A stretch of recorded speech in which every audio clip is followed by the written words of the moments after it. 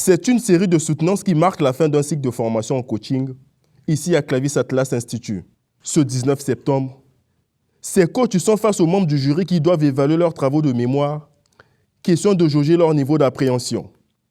Plusieurs thèmes orientés sur le coaching scolaire, familial, individuel et professionnel ont meublé les travaux de cette première cohorte.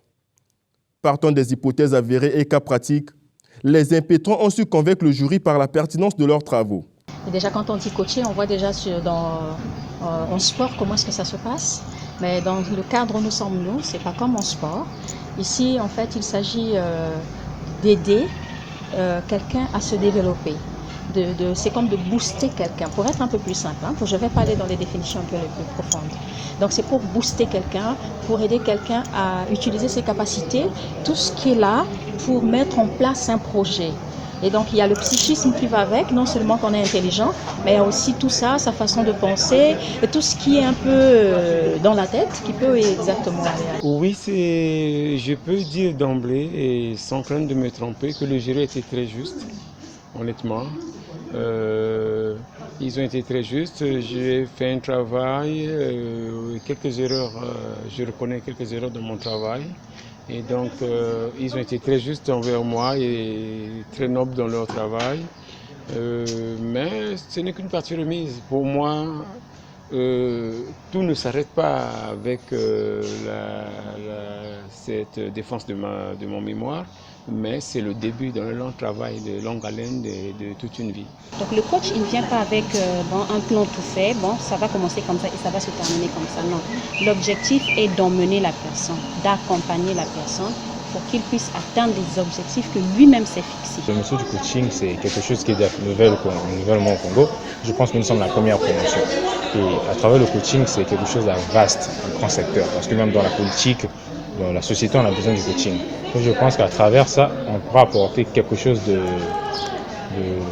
plus innovant dans le domaine éducatif. Voilà, je peux dire tout simplement ça.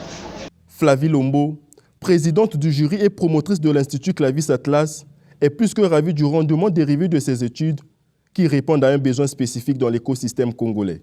Aujourd'hui, en les voyant, je pense qu'on est tous formateurs, on est tous satisfaits parce qu'on se dit, au-delà du fond de la présentation des sujets, dans la forme, dans la posture et dans leur représentation, on va dire entre guillemets scénique, on ressent beaucoup d'émotions positives et on voit qu'il y a quand même une maîtrise. Donc aujourd'hui, en fait, il faille absolument remettre des coachs en orientation scolaire pour pouvoir mieux accompagner les jeunes dans la construction de leurs projets académiques et dans l'évaluation aussi des petits soucis qu'ils peuvent avoir dans leur orientation, parce que on en a qui sont dans le système général, mais qui sont plutôt formés en fait de manière, on va dire innée un petit peu, avec des aptitudes et des dons qui les amènent plus à aller dans la formation, dans le secteur technique et professionnel.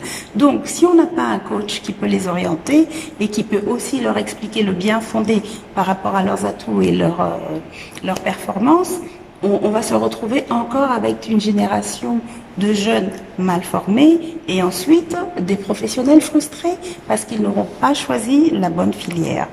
En sus, pour les professionnels, vous savez, il faille absolument pouvoir être évalué régulièrement. Il faut faire des bilans de compétences, mais c'est pas n'importe qui est amené à faire un bilan de compétences. C'est un coach qui fait le bilan de compétences pour pouvoir amener le professionnel à plus de performance ou à une reconversion. Devenir coach n'est donc pas un exercice du hasard. L'idéal voudrait bien qu'on se forme afin d'acquérir des notions de base pour en être capable dans la pratique. Flavie Lombo, cette femme dévouée aux questions éducatives, invite les Congolaises et Congolais à se former et incite les désormais coachs à s'accrocher à la lecture. Ce n'est pas quelque chose qui se fait de manière fantaisiste. Vous savez, il y a beaucoup de personnes aujourd'hui qui se disent coach, mais qui n'ont pas la formation.